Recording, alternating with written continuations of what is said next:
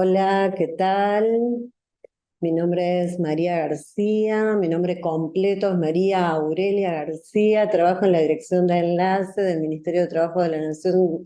Este, en realidad en el Ministerio de Trabajo trabajo hace muchos años, la mayor parte de ellos en el tema de desarrollo y fortalecimiento de servicios públicos de empleo.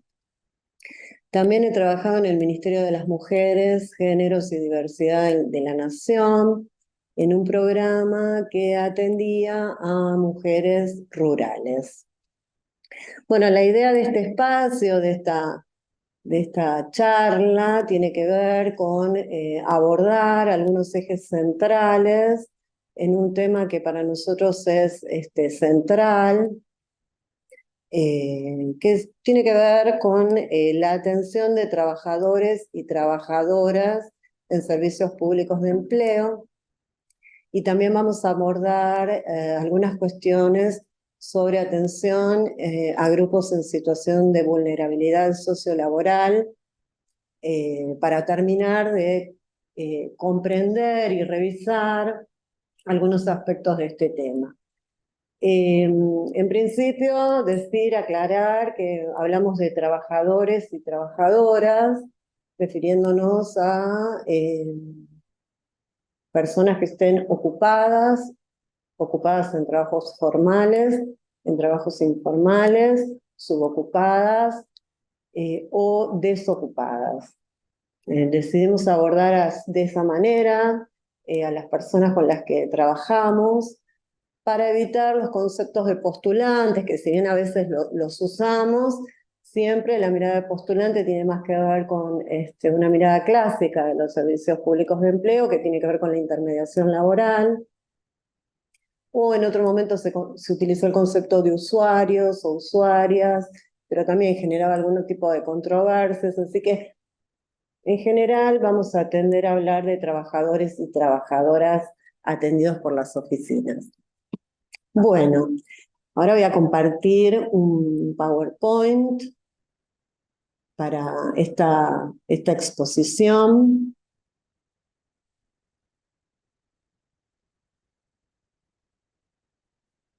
Disculpen, allí vamos,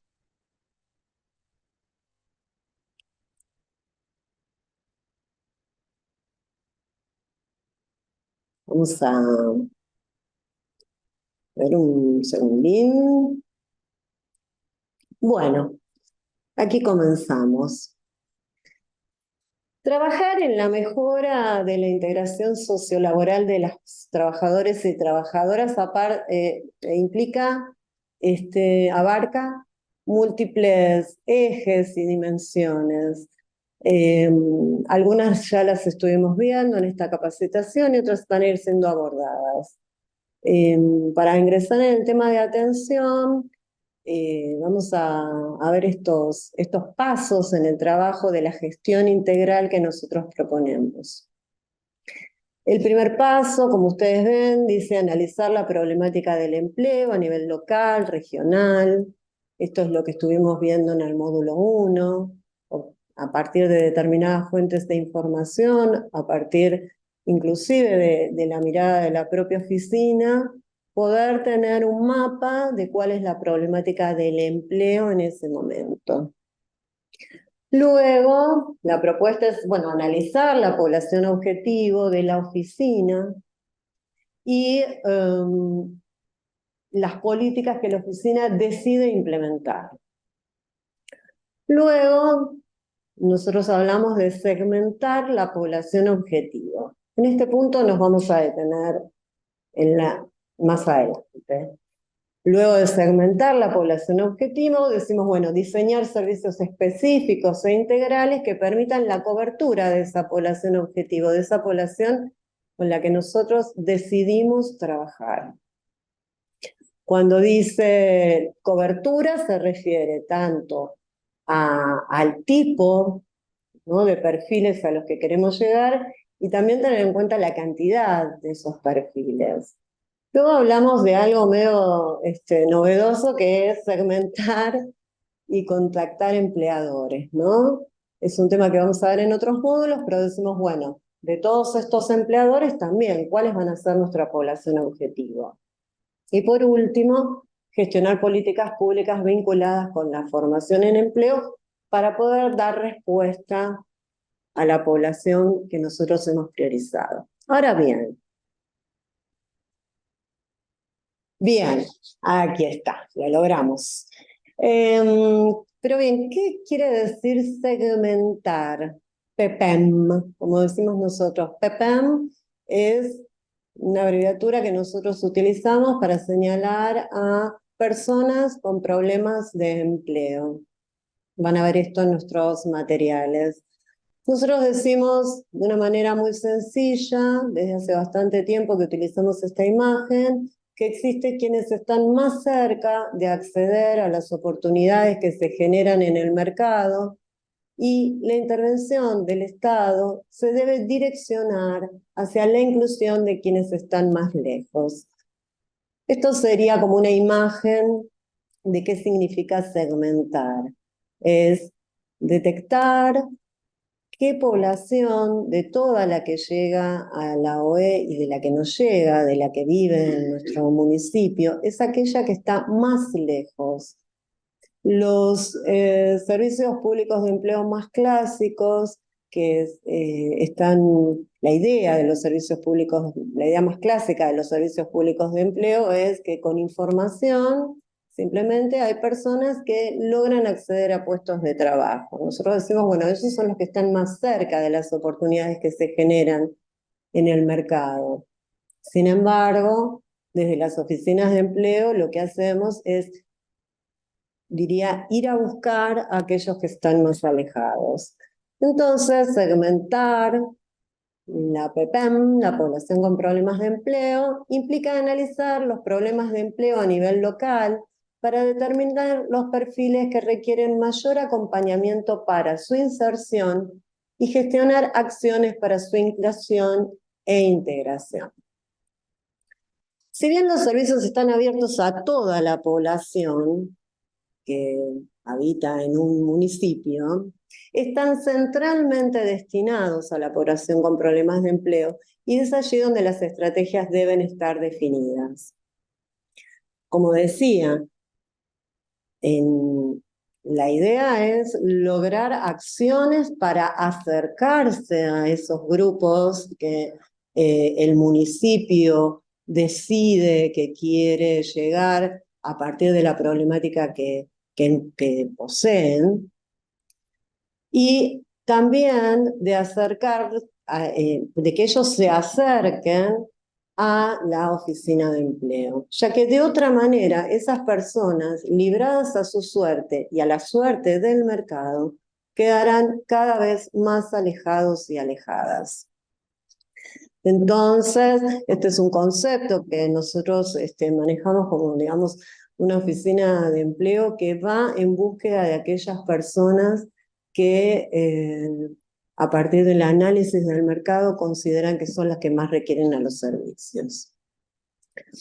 Ahora bien, ¿qué es atender, orientar, acompañar? Son términos que nosotros usamos también en nuestros materiales y que las oficinas usan como sinónimos, ¿no? Uno en lugar del otro. Atendemos, orientamos, acompañamos, asistimos, ¿m? Intentando hacer algún tipo de definición de qué es esto. Decimos que es un proceso asistido y guiado, que no solo ofrece información, sino que se realiza un verdadero acompañamiento, que se inicia con un análisis de su situación socioocupacional, familiar, histórico. Como ven, aquí decimos varias cosas. Primero, lo del análisis de la situación de esas personas, un análisis histórico, un análisis de sus condiciones actuales, socioocupacionales, un análisis de su familia, de su historia familiar, quiero decir, de cuánto hace que está desocupado, si tiene niños a cargo, si es hijo de padres que están en una situación de desempleo. Pero además decimos que es un acompañamiento, pero no cualquier tipo de acompañamiento, ¿no? Sino es un acompañamiento que implica un proceso asistido y guiado. ¿Mm? Porque a veces al usar la palabra acompañar nos da la sensación que perdemos de vista que esto tiene, que es todo un proceso que está guiado también por una lógica de las condiciones del mercado y del empleo de una localidad. Y vuelve a aparecer esto, que no solamente se ofrece información, como decíamos, que es la perspectiva de los servicios públicos de empleo más clásicos y más antigua, ¿no? Donde, bueno, o de determinados países con un determinado nivel de desarrollo, donde solamente con ofrecer información, la persona con un grado de autonomía grande va a lograr encontrar un puesto de trabajo acorde a su perfil. Pero también implica poder ponernos en el lugar de otro u otra sin estigmatizar, sin culpar, sin naturalizar su situación, ni diagnosticarla por fuera de un contexto social y económico. Las personas pueden desarrollarse en mayor o menor medida siempre y cuando puedan acceder a oportunidades, a derechos. Y nosotros siempre subrayamos que entendemos al Estado como la figura que vela y protege por ese desarrollo. En este punto, nosotros hace tiempo que utilizamos una figura que es la de andamiaje. Que tiene que ver, en principio el concepto lo tomamos de unos materiales que había desarrollado el programa Jóvenes con Más y Mejor Trabajo, y utilizaban el concepto de andamiaje en el concepto de atención. ¿Qué quiere decir? No, cuando se hace una obra en construcción, cuando se levantan los cimientos de un edificio, de una casa, se pone una serie se construye una estructura de madera que sirve como sostén a la verdadera construcción, que es lo que está pasando dentro de esa estructura de madera. Este es un poco el concepto, la imagen que utilizamos para cuando hablamos de atender a personas con problemas de empleo. Hacemos una construcción para poder lograr que esas personas puedan consolidar una búsqueda, consolidar un proyecto, replantearse algunas cuestiones. Y nosotros oficiamos como un sostén que luego ¿qué ocurre con esas estructuras en la construcción? Es retirada porque el trabajo realmente ocurría dentro de ese espacio, ¿no? Bien. Construir, perdón, un proyecto formativo u ocupacional es acompañar en el análisis, búsqueda, definición y acceso a alternativas adecuadas a las necesidades y preferencias de los y las trabajadoras, pero siempre en relación a la demanda local, para promover su acceso a un trabajo digno y adecuado a las posibilidades que ofrece ese mercado. Ahora bien, esto, como verán, son palabras enormes, ¿no? Dice análisis, búsqueda, definición y acceso de alternativas adecuadas, ¿no? Es un trabajo bien minucioso, ¿no? Por eso revisamos los conceptos de acompañamiento, de atención, ¿no? Para esto, la persona que entrevista tiene que tener mucha información del mercado de trabajo, pero también tiene que tener una gran capacidad de escucha de las necesidades y preferencias de las personas. En la elección de un proyecto inciden y confluyen una multitud de factores personales y sociales, de su historia, necesidades económicas, obviamente, características personales, expectativas de progreso. Todas estas cuestiones son analizadas en cada instancia de atención. no pueden ser perdidas de vista. Entonces, si bien en los manuales que ustedes tienen posibilidad de leer, que fueron construidos por nosotros, que intentan ser amenos, van a encontrar una serie de tareas, una serie de procedimientos para la atención de personas. En esta charla, lo que decidimos es hacer eje en las habilidades de los entrevistadores. La palabra habilidades también puede generar algún tipo de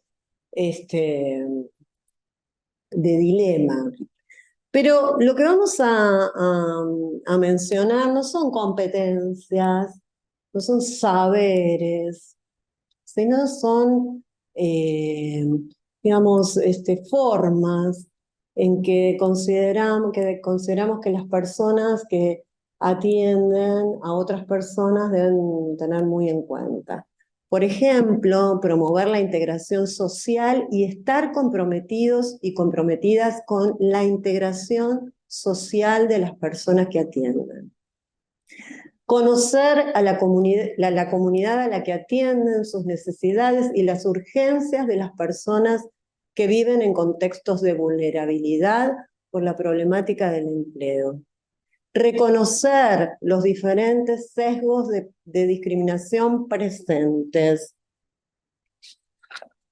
Aquí alguien me decía también, ¿no? Como en especial, estaba buscando porque me hicieron algunos apuntes, la discriminación presente en las comunidades donde ustedes atienden, porque sin duda la discriminación que de algunos grupos acá en la ciudad de Buenos Aires es, digamos, la discriminación es más fuerte hacia algunos grupos y por ahí en una comunidad rural es hacia otros grupos, ¿no?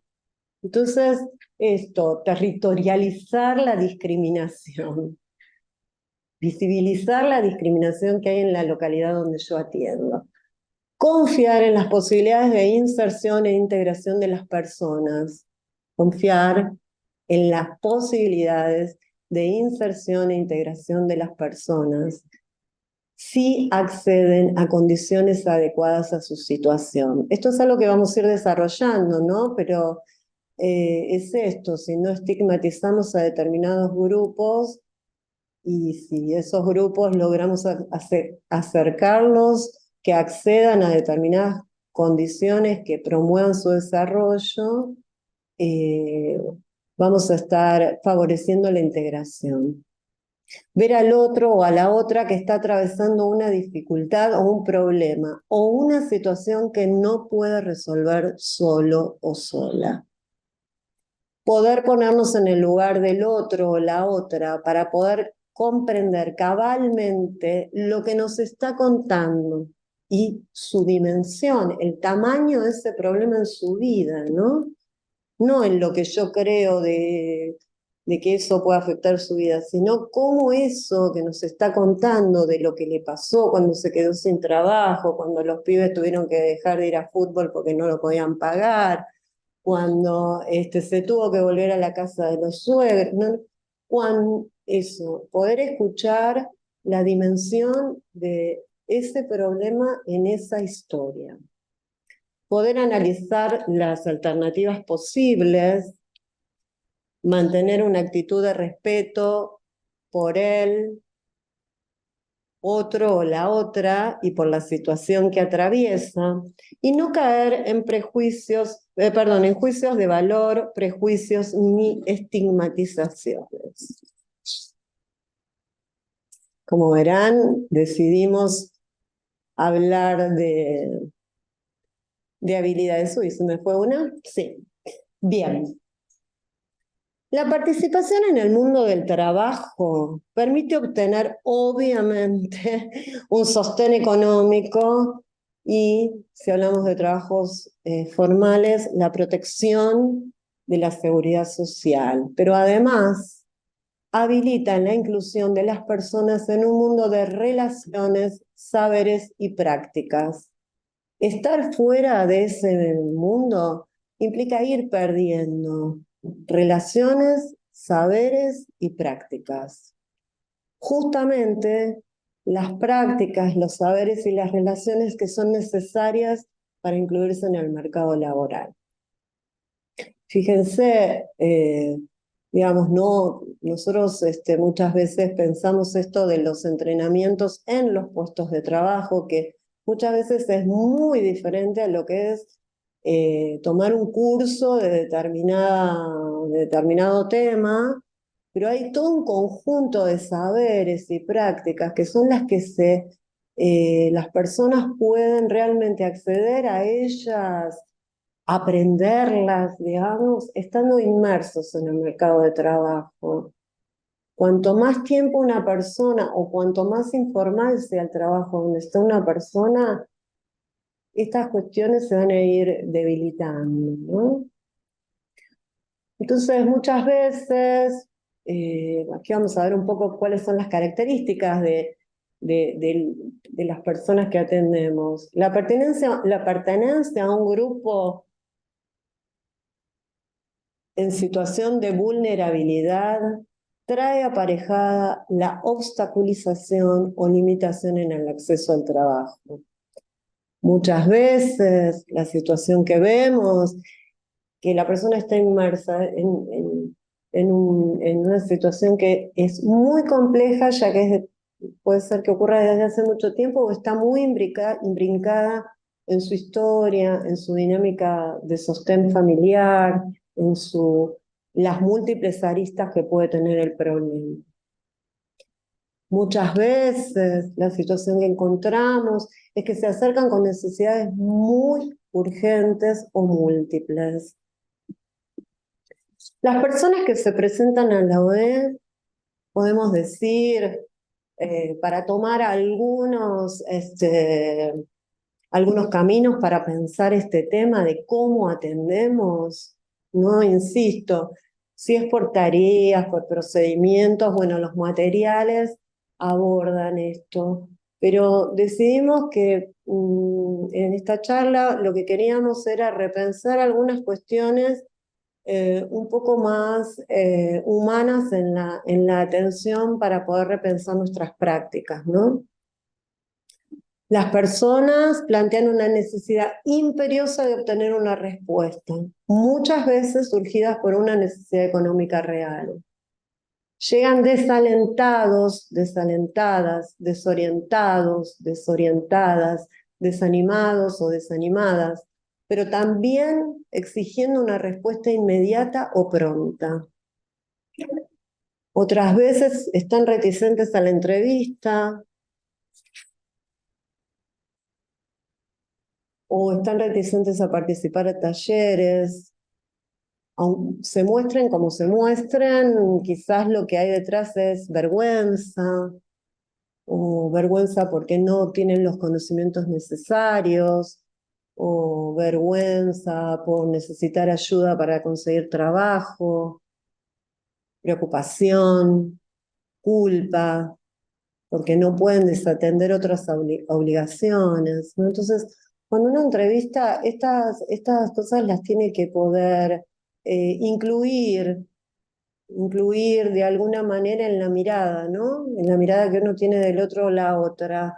Porque a veces decimos, bueno, faltó los talleres, lo cité y no vino, ¿no? Y bueno, quizás vale la pena detenerse a pensar en cómo es la situación de una persona que está sin trabajo, o que no entiende bien por qué lo echaron, o que no logra incorporarse a puestos de trabajo formales. Tiene empleos, pero son todos informales, sin seguridad social, con condiciones de trabajo muy malas, con bajos salarios. Entonces, imagínense una persona que debe conseguir su sustento, imagínense una persona que no sabe cómo puede eh, pedir ayuda para modificar su situación.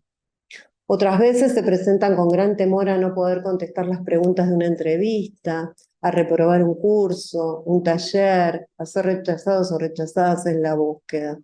Imagínense, pongámonos un rato en el lugar del otro o la otra que atendemos, eh, yo diría, me gusta utilizar imágenes, con la mente ocupada en estos temas, ¿no? Desorientados, desanimados, con vergüenza, estigmatizados. Bien, decía que además de todos estos temores que las personas, con las que personas tienen que lidiar, digamos, como digo yo, en sus mentes, ¿no? Uno los cita, los entrevista, o ellos vienen y pensemos, ¿no? Todas estas cuestiones que son sus preocupaciones. Además, estos temores se ven reforzados por mitos en relación a la demanda de empleadores o empleadoras y estigmatizaciones sobre algunos grupos que pueden ser clase, género, beneficiarios o beneficiarias, el barrio donde viven, la edad. Quiero decir, vieron que a veces yo me acuerdo de escuchar talleres donde en el mismo taller decían, no, lo que pasa es que los empleadores quieren jóvenes, quieren jóvenes, quieren jóvenes, quieren jóvenes. Y al mismo tiempo había personas en el mismo taller diciendo, los empleadores quieren gente con experiencia. Entonces digo, imagínense, nosotros cuando trabajemos en el tema de empleadores lo vamos a ver, ¿no? Pero hay como mucho mito de qué quiere el empleador. Y esto refuerza muchos estigmas o estigmatizaciones que algunos grupos poseen. Entonces, volviendo, nosotros trabajamos con personas que tienen más dificultades para incorporarse al mercado, que han permanecido mucho tiempo fuera del mundo laboral, sobre todo formal, o son víctimas de profundos prejuicios, por lo que la inserción y el acompañamiento de estos segmentos se ve atravesado por múltiples factores. Entonces decíamos, bueno, la historia real, me quedé sin trabajo, tengo que conseguir plata, los mitos, pero soy joven y no tengo experiencia, eh, mm, estoy desorientada y preocupada, no me van a tomar porque soy madre, ¿no? Imagínense cómo eh,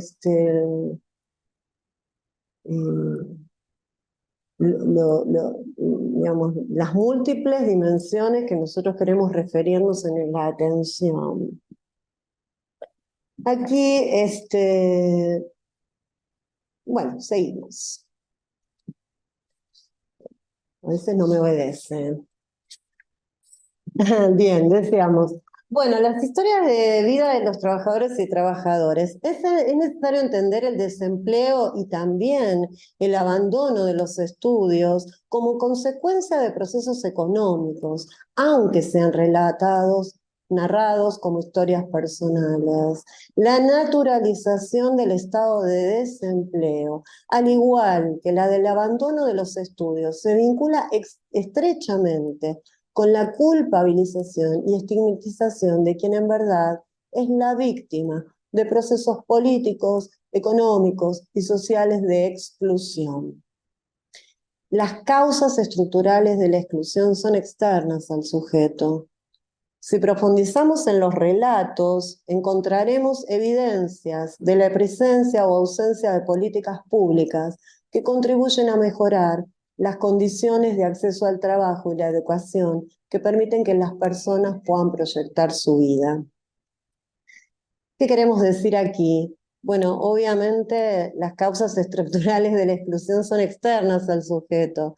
Las personas en sus relatos, cuando vienen a una entrevista o cuando comparten su historia, dicen, me echaron, mm, no pude pagar más el alquiler, me tuve que ir a una casa más chica, no volví a conseguir trabajo porque soy mujer y justo mi hijo era chico. Digamos, forma parte de sus relatos, pero es necesario, por supuesto, de ya comprender quienes trabajamos con ellos, pero también orientarlos en que eso tiene que ver con procesos de expulsión, de retracción del mercado, de crisis económicas, y no con la culpabilización, la responsabilización y la estigmatización. Esto es algo que ustedes ya saben y lo trabajan mucho, pero es imprescindible tratar de rastrear todos esos rasgos de culpa que las personas se atribuyen de sus historias laborales.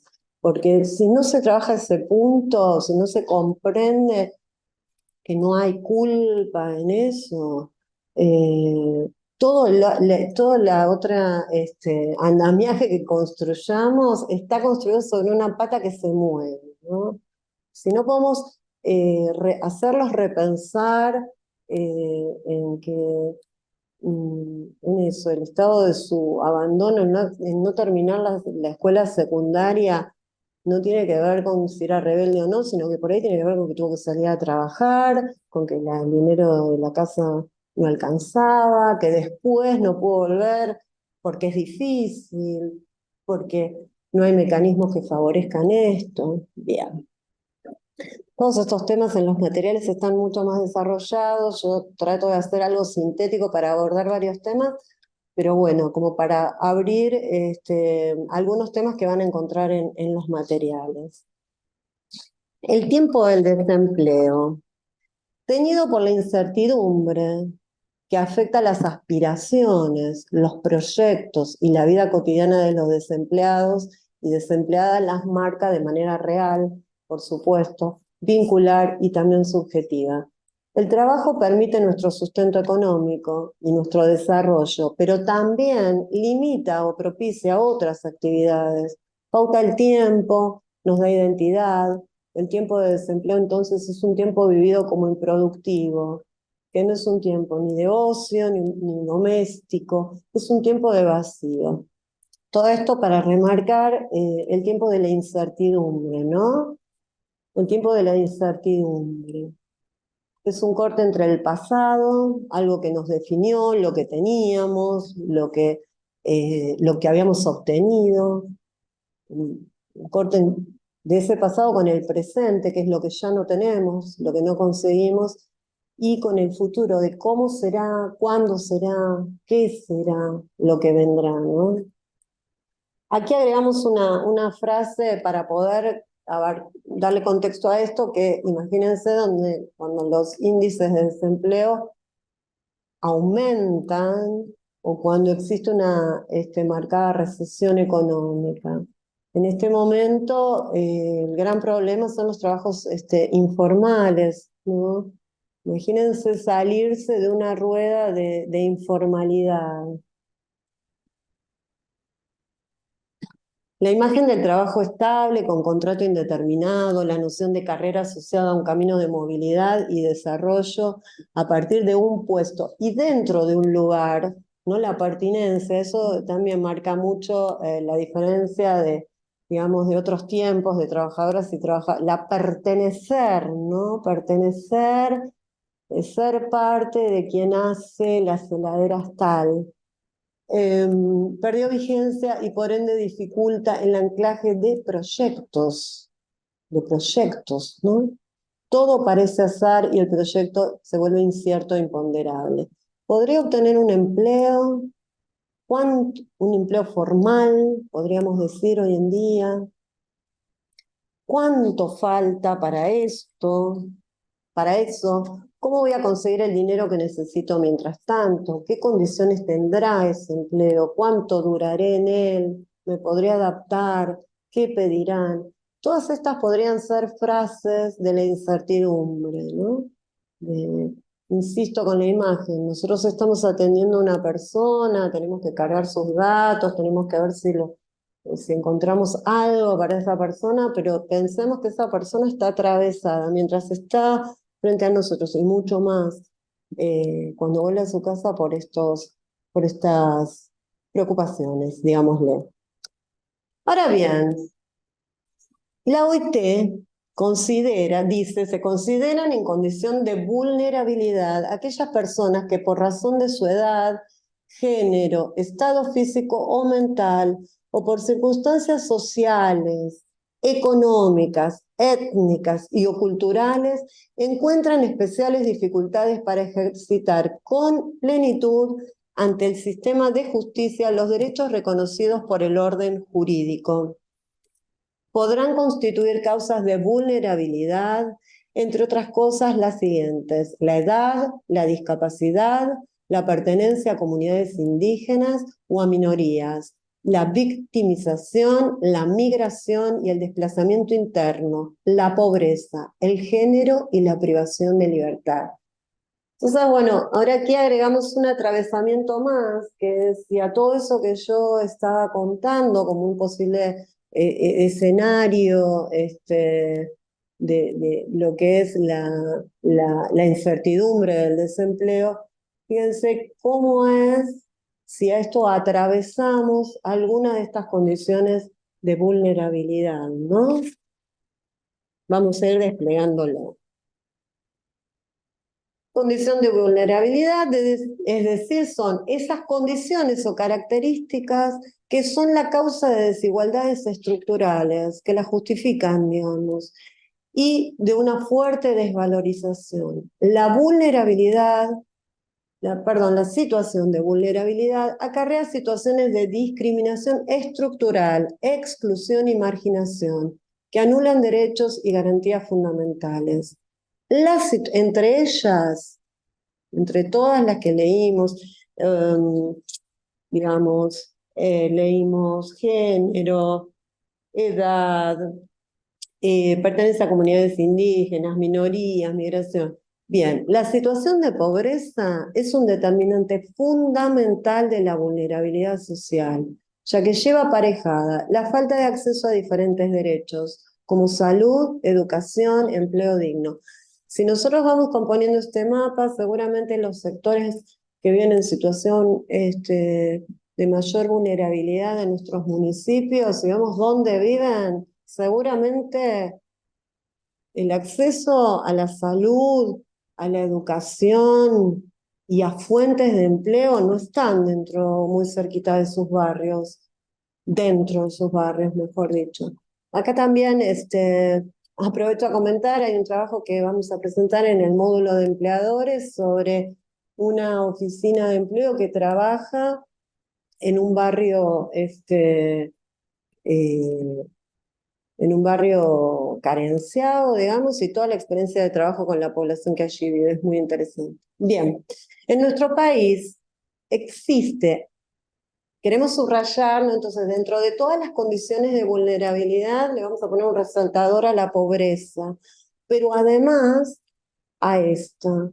En nuestro país existe una fuerte estigmatización sobre los programas de asistencia, promoción e inclusión. Las personas que participan de ellos, sean programas sociales, laborales, formativos o comunitarios, cargan con fuertes prejuicios. Pero que además me molesta mucho porque se habla de planes. Planes.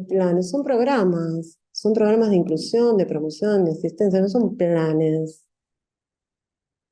No sé por qué renunciamos a la palabra programas y aceptamos tan naturalmente la palabra planes.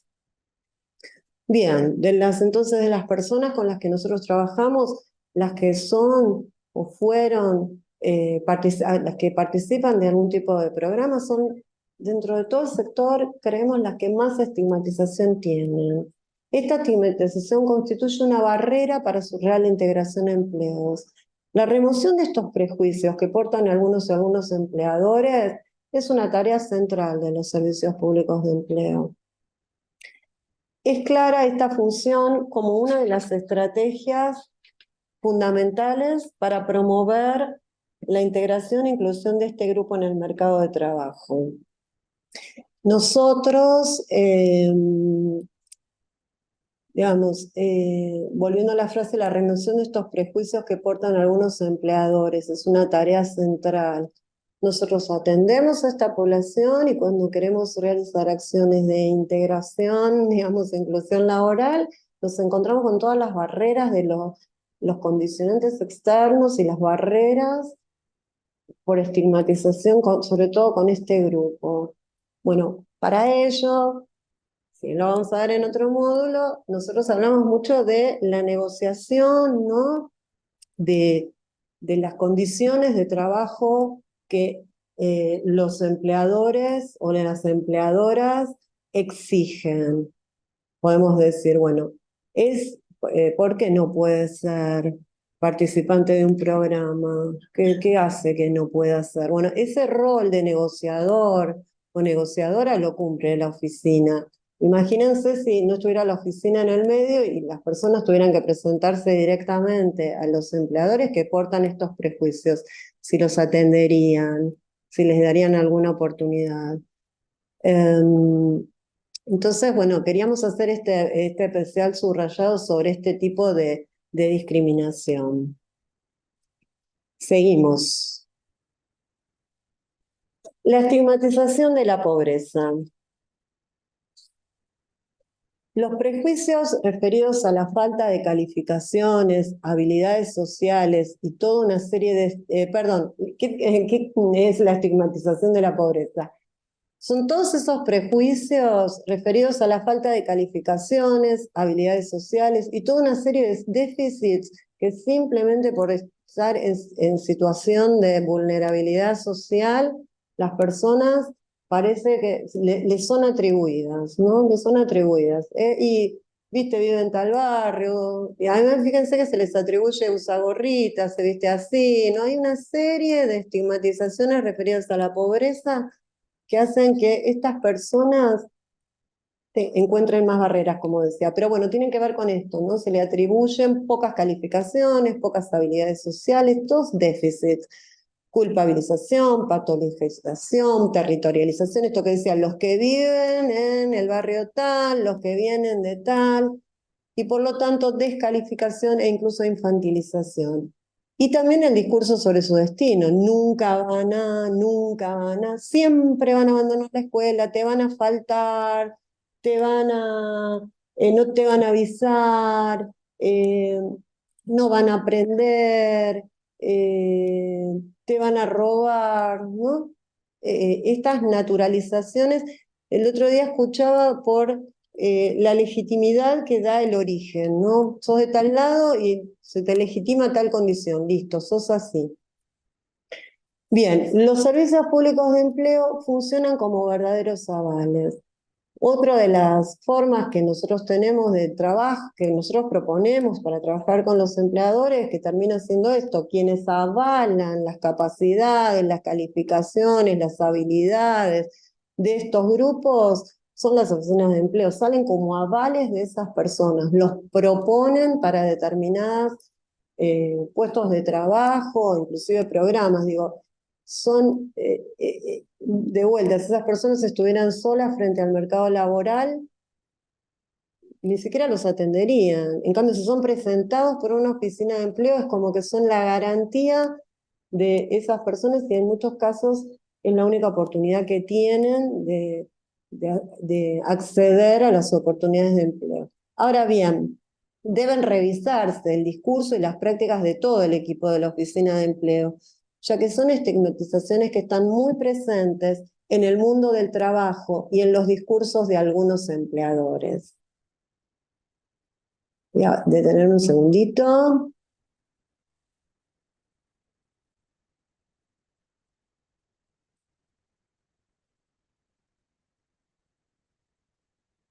Bien, decía, deben revisarse el discurso y las prácticas. Perdón, un segundito más, ahí está. Y las prácticas del equipo de la oficina de empleo, porque nosotros, si bien hablamos, bueno, de que estos discursos circulan mucho en el mundo empleador, obviamente es necesario que el equipo de la oficina revise prácticas y discursos que pueden ser discriminatorios. Ahora vamos a seguir con este tema. Bien, estigmatización y discriminación. Acá dice, ¿no? Deberán de construirse los prejuicios de entrevistadores y entrevistadoras hacia los trabajadores y trabajadoras respecto de estigmatizaciones como por ejemplo las de clase, las de género, estos si son beneficiarios o beneficiarias, la edad, la procedencia, ¿no? Procedencia es, no quiero paraguayo, peruano, ¿no?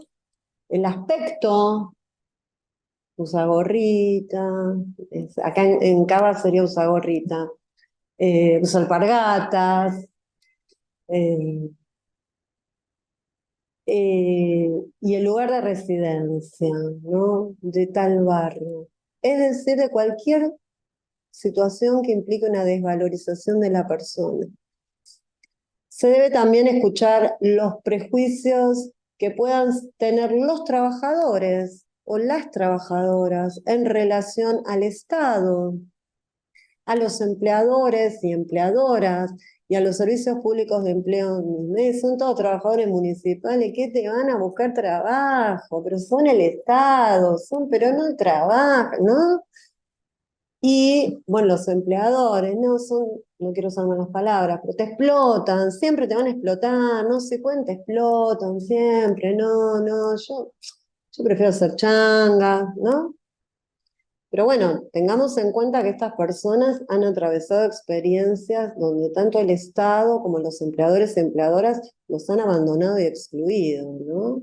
Bueno, y como decíamos antes, voy a ir apurándome un poquito, también detectar y desarmar los prejuicios de empleadores respecto a los postulantes. Ahora bien, la palabra de construcción, de construirse, es una palabra muy utilizada y a mí me gustaría cambiarla por algo más sencillo, que tiene que ver con revisar, que tiene que ver con repensar, que tiene que ver con desnaturalizar.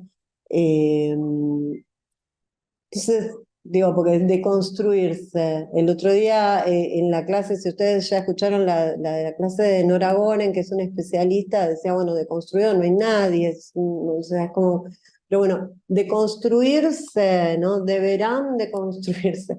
Tiene que ver con revisar, y se me ocurría que la mejor forma digamos, de lograr servicios de empleo inclusivos y no estigmatizantes, excluyentes. eh, la mejor forma, como nadie está deconstruido o deconstruida, es, me parece, la mirada grupal de todo el equipo para que a través de reuniones podamos repensar los prejuicios que por ahí yo puedo tener muchos prejuicios respecto a los empleadores y otro puede tener mucho prejuicio respecto de de las madres que faltan siempre con la excusa de que cuidan hijos y otros pueden tener la excusa de los jóvenes.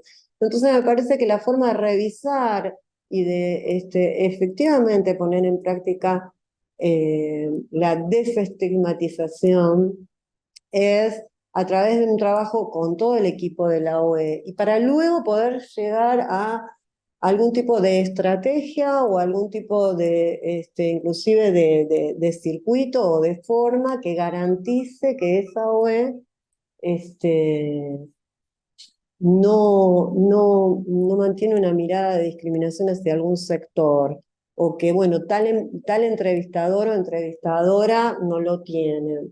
¿No? ¿Cómo debería ser la recepcionista o el recepcionista para no ser alguien que expulsa de entrada, ¿no? Me parece que es repensarse en el equipo. Bien, la mirada interseccional implica atender y comprender estos atravesamientos como verdaderas barreras que impiden el acceso a derecho. Eh, las acciones que se realizan sin detenerse en este análisis pueden resultar verdaderos fracasos que van impactando en la trayectoria de búsqueda y provocando a su vez mayor desánimo y por ende aislamiento. ¿Qué quiere decir una mirada interseccional? Es comprender la acumulación de desventajas que atraviesa una persona.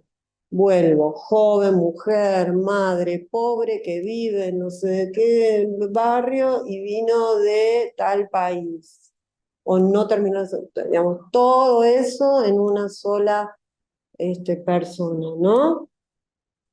es la multiplicación de desventajas y discriminaciones, poder ver y analizar cuán atravesada por situaciones estigmatizantes está una persona.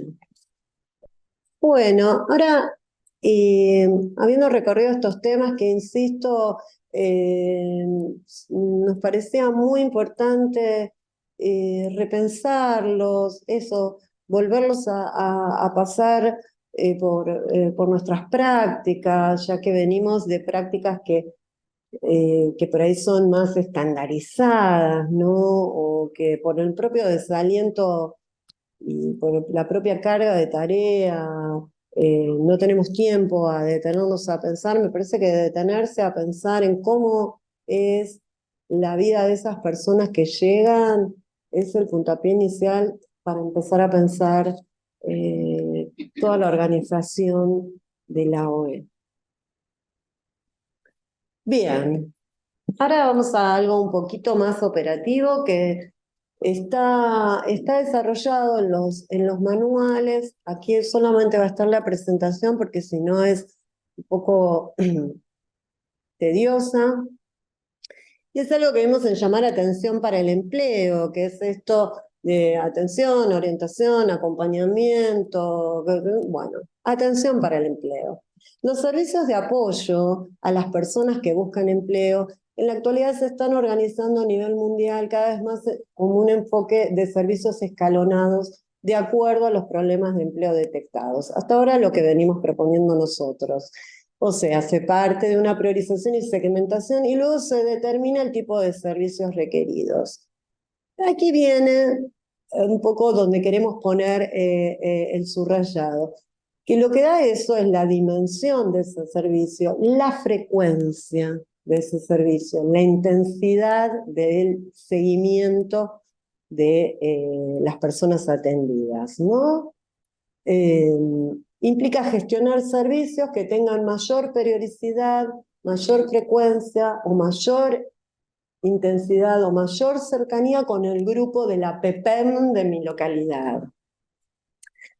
Por supuesto, antes de seguir, digo, bueno, todo esto depende del tamaño de la localidad que estoy hablando. Seguramente si es una localidad inmensa, aunque tenga una oficina de empleo inmensa, bueno, la cercanía con las personas que atiendo no va a poder ser una cercanía muy ideal, ¿no?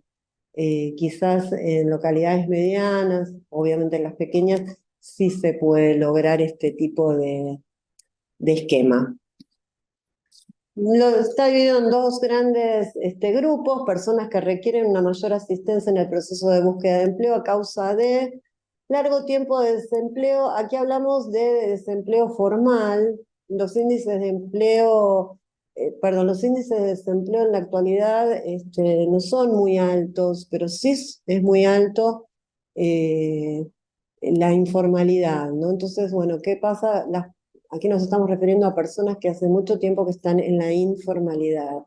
Entonces, personas que requieren asistencia, mayor asistencia por primer empleo, por tipo de barrera, como pertenecientes a grupos especialmente discriminados, vulnerados o estigmatizados, proyectos ocupacionales poco definidos,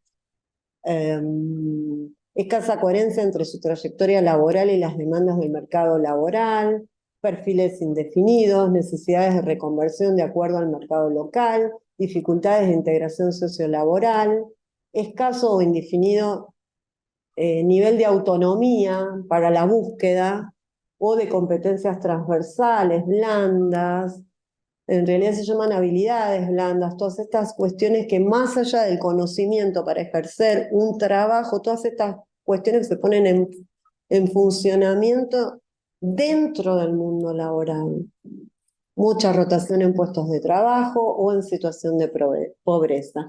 Digamos, para personas que requieren mayor asistencia, insisto, en el manual está más desarrollado, son servicios individuales más intensivos, o sea, con una mayor frecuencia, pero también actividades grupales. y un acompañamiento a modo de tutoreo. Nosotros, la palabra seguimiento la discutimos, porque seguimiento se refiere a otra cosa. Hay actividades que requieren seguimiento, actividades referidas a programas, o bueno, sí, seguro por desempleo, sobre todo si tuviera otro tamaño, otra modalidad, ¿no? Pero digamos, nos referimos a una especie de tutoreo, ¿no? Yo también recuerdo mi experiencia de trabajo con las oficinas que pasaba esto, no, bueno, a veces dejan los cursos porque se pelearon con la novia, y bueno, hay que ir y llamarlo, ¿no? Hay que decir, no, ¿por qué? ¿No? O, digamos, nos referimos a este tipo de cercanía y sobre todo a más intensivos en cuanto a frecuencia, porque uno de los objetivos principales que tiene este acompañamiento es romper el aislamiento social, promover vincularidades y socializaciones y mucho trabajo sobre las habilidades blandas, además de las competencias. Por otro lado, podemos diferenciar este otro grupo, que son personas que requieran menos asistencia o frecuencia. Siempre nos referimos a la frecuencia, ¿no? Para la búsqueda de empleo por el tipo de barreras, porque tienen proyectos ocupacionales más definidos y más consistentes, porque hay coherencia entre su trayectoria laboral y el mercado, porque tienen perfiles definidos o especializados que están demandados por el mercado de trabajo local, menores dificultades de integración sociolaboral, un buen nivel de autonomía para manejarse en la búsqueda, tienen competencias transversales y habilidades blandas requeridas por el mercado, tienen poco tiempo de desocupación, y tienen escasa rotación en el puesto de en los puestos de trabajo. Entre estos dos extremos, por supuesto, el mundo de las oficinas, ¿no? Bueno, para ellos los servicios, como dijimos en un primer momento, servicios de información específica, pueden ser herramientas adecuadas, como por ejemplo gestión de estrategias de búsqueda, información sobre el mercado laboral demandante hoy en día activo en esta localidad, instituciones de formación o instrumentos de búsqueda. Esto puede ser, nosotros pensando así, decimos, bueno, nos guardamos más entrevistas para el grupo anterior y esto puede ser acompañado estos grupos más por talleres específicos, también están, bueno, lo de aulas informáticas, en algún momento podríamos llamar clubes de empleo, ¿no? Estos espacios donde las personas utilizan para hacer determinadas cuestiones que les sirven como acciones porque tienen un buen nivel de autonomía para y continuar su búsqueda o iniciar su búsqueda. Obviamente me quedé pensando, ¿no? Porque bueno, también las salas informáticas y los clubes de empleo sirven para el primer grupo, ¿no? Pero digamos, la diferencia está en la puntualidad de las acciones y el otro en el sentido de tutoreo, cercanía, socialización, grupo, lugar de pertenencia para volver a consultar. Bien. Em, Aquí un tema. Ya nos queda poco. Los sistemas autogestionados utilizados en los servicios públicos de empleo no deben debilitar el servicio de atención directa que ofrecen las OE. Las personas con problemas de empleo que demandan incorporarse a políticas públicas de empleo o formación o a puestos de trabajo, necesitan acceder a procesos de acompañamiento, orientación y análisis sobre su trayectoria laboral, teniendo en cuenta expectativas, barreras, debilidades, necesidades de formación, aspiraciones. Entonces, estos acompañamientos son personalizados. Además que son acompañamientos especializados porque tengo el mercado, la información del mercado laboral de este lado. Justamente por eso puedo escuchar y orientar, ¿no? Eh, y determinar en conjunto con esa persona a la que estoy escuchando cuáles serán las acciones que mejor impactarán en su integración sociolaboral, redundando en una mejora en su condición frente al empleo. De otra manera, estos sistemas se convierten en una nueva barrera. Nosotros tuvimos la oportunidad este año de recibir una formación de España, del Servicio Público de Empleo Español. Imagínense que allá cobran seguro por desempleo y demás, y nos decían que no renuncian a la atención personalizada, no renuncian a eso.